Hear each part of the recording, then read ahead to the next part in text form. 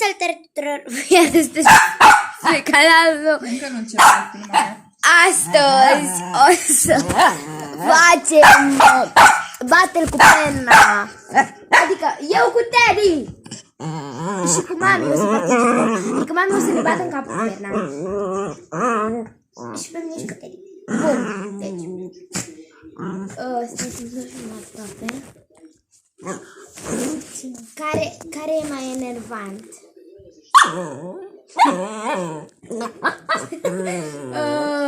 Care e mai dezordonat? Care are gusturi mai bune? La ce gusturi mai În bune? muzică. Da. Cine e mai mic? Cine e alb? Cine e mai prost? Cine primește mai multă bătaie? Cine e mai mult certat? Cine scapă ușor după ce a făcut ceva?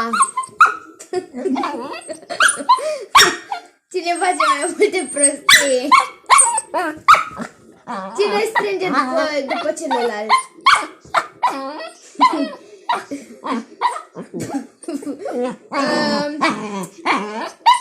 Pe cine iubești mai mult?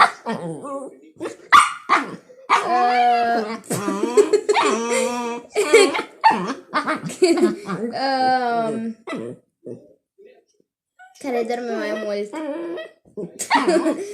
Cine are lecții?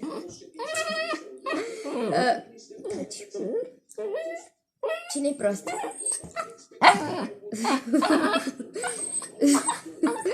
Cine se plânge mai mult? Iată. Lasă pe rău. Cine rade chestii? Cine e mai nervos? Cine plânge din orice? Cine se supără cel mai repede?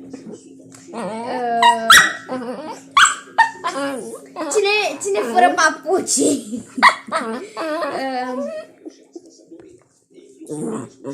Cine are mai gusturi mai bune în haine?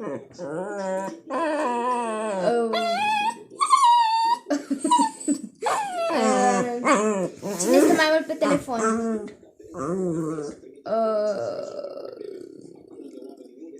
Cu cine te înțelegi mai bine? Bine. Amândoi sunteți la fel și gata. Ok, ăsta a fost clipul de astăzi, pa! Dacă v-a plăcut acest clip, nu uitați să dați un like, share la canalul meu